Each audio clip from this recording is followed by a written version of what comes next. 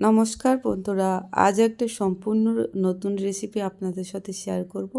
ভিডিওটি স্কিপ না করে সম্পূর্ণ দেখতে থাকুন। রেসিপিটার জন্য প্রথমে আমি কড়াইতে দিয়ে দিচ্ছি সরিষার তেল, আর এখানে আমি অ্যাড করে দেব কেটে রাখা ফুলকপি। আর ফুলকপিগুলো কিন্তু আমি খুব বড় বড় করে কাটিনি, পাতলা পাতলা সরু সরু করে কেটেছি।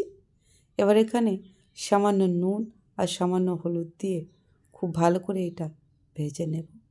তবে এমনভাবে ভাজতে হবে যাতে তেলের মধ্যে সেদ্ধ হয়ে যায়। এভাবে নাড়াচাড়া করে উল্টে পাল্টে ফুলকপিগুলো আমি ঢেকে ঢেকে ভাজবো। এটা একদম সম্পূর্ণ নতুন রেসিপি, আর খেতেও কিন্তু বেশ সুন্দর। এটা দিয়েই কিন্তু এক থালা ভাত খাওয়া হয়ে যাবে। এভাবে ফুলকপিগুলো আমি ঢেকে ঢেকে ভেজে নিয়েছি, আর ফুলকপিগুলো গাগুলোও পুড়ে গিয়েছে, সেদ্ধ হয়ে গিয়েছে। এ পর্যায়ে আমি ফুলকপিগুলো তুলে নেব। এবার এই কড়াইতে দিয়ে দেবো আরও একটু সরিষার তেল। তেল গরম হয়ে গিয়েছে, এখানে আমি অ্যাড করে দেব চিংড়ি মাছ। এখানে আমি 100 গ্রাম চিংড়ি মাছ নিয়েছি, আর চিংড়ি মাছটাও ভেজে নেব। এটাও ভাজা হয়ে গিয়েছে, আমি এটাও তুলে নেব। এবার এই কড়াইতে দিয়ে দেবো আরও একটু তেল। তেল গরম হয়ে গেছে, দিয়ে দেবো 3টে শুকনো লঙ্কা, 4টে কাঁচা লঙ্কা, আর দিয়ে দেবো সামান্য একটু পেঁয়াজ, আর দিয়ে দেবো কয়েক কোয়া রসুন।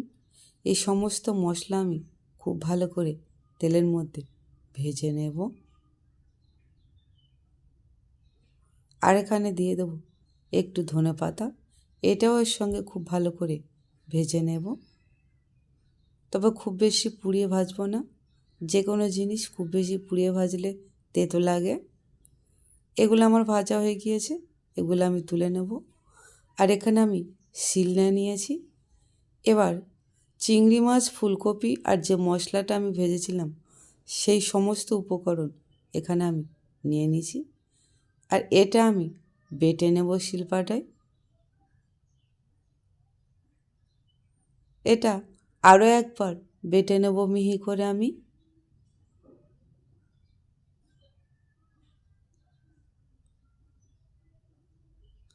এটা আমার বাটা হয়ে গিয়েছে, এবার এটা আমি তুলে নেব।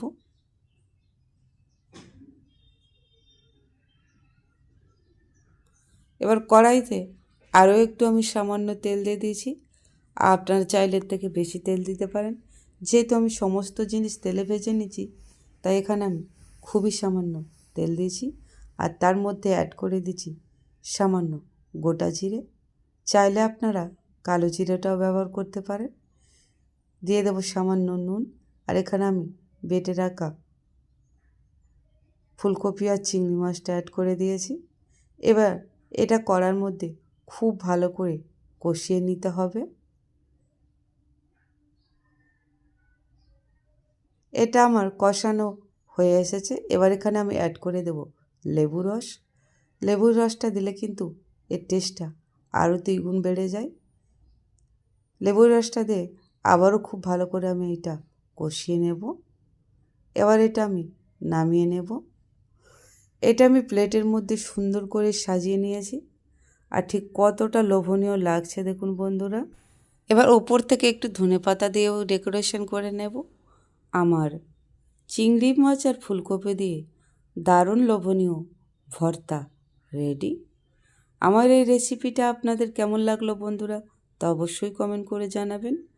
রেসিপিটি ভালো লাগলে লাইক, কমেন্ট, শেয়ার, সাবস্ক্রাইব অবশ্যই করবেন। ভালো থাকবেন, ধন্যবাদ।